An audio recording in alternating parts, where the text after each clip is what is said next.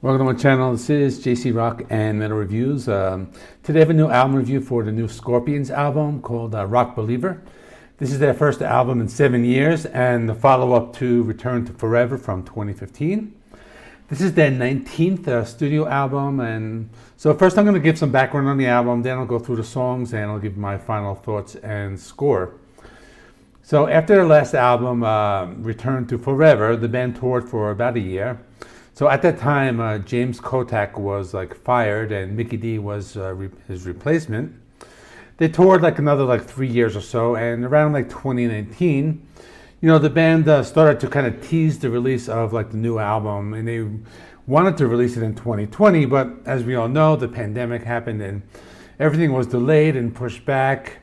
And the band didn't really want to record the album because they were in Germany, and their producer was somewhere else, and they would have to do it through Zoom, and they didn't want to do that. So that's why everything got delayed. So the band announced this album in September 2021, and that's when they released their first single, Peacemaker, shortly afterwards. So the album has two different versions. There's the standard album, and then there's the deluxe edition. So the standard album has 11 songs, which is either one disc or one record, and the deluxe version has an extra 5 songs.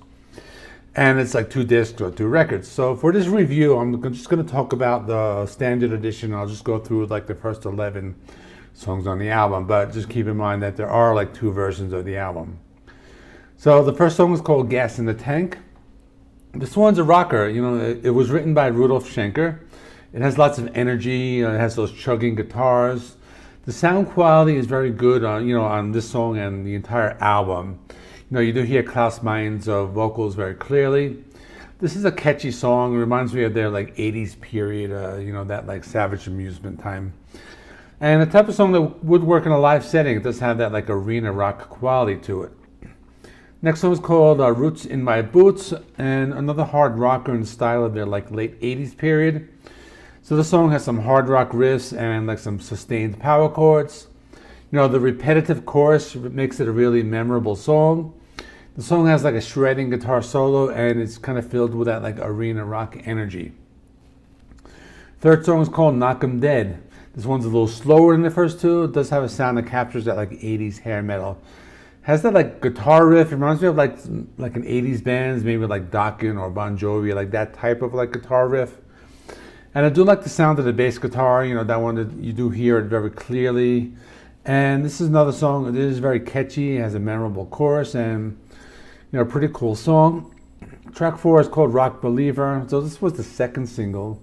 They released this one back in January. Another song that captures that classic 80s sound. It's a power ballad, and it has this hard rocking intro, the quieter verse section, and I do like the song a lot. It is a memorable song. I also like the electric guitar sound on the song, and this would probably be one of my favorite songs from the album. Track 5 is called Shining of Your Soul.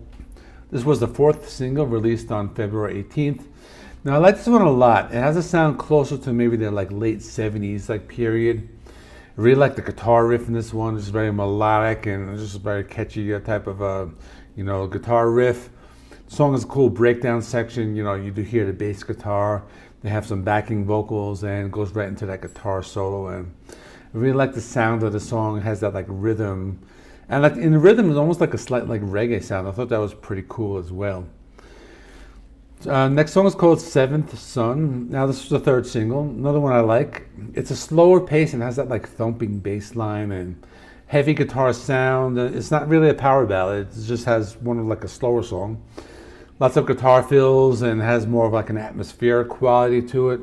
This would also be one of my favorites. It just has a different sound. It's they kind of stray from that hair metal sound that they did kind of start the album with. Track 7, called Hot and Cold.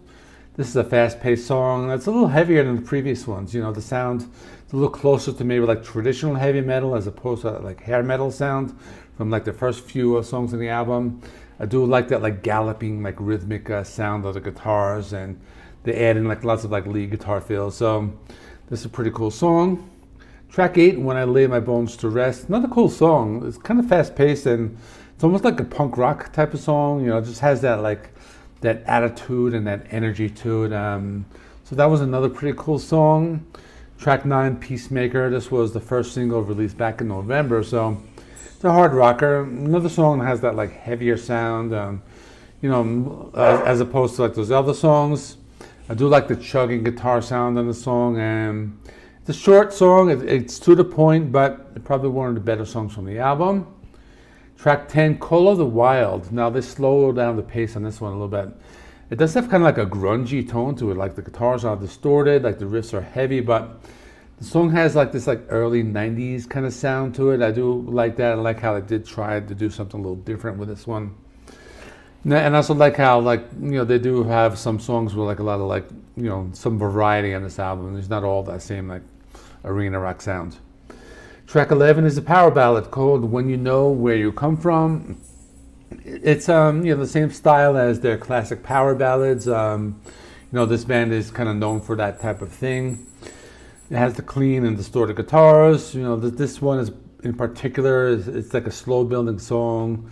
You hear like the drums and bass come in towards the middle of the song, and pretty cool song. It's catchy, and I think that this would be one of those songs that does grow on you. So in conclusion, I think this album is one that could kind of grow on me over time. After the first few listens, I wasn't really completely blown away, but it just sounded like a typical Scorpions album. But I think this is the type of album that I think if you listen to it a couple of times, it will grow on you, because the songs are very catchy. The choruses do stick in your head after listening to them, and the album does have some different types of songs, and there's some variety on it.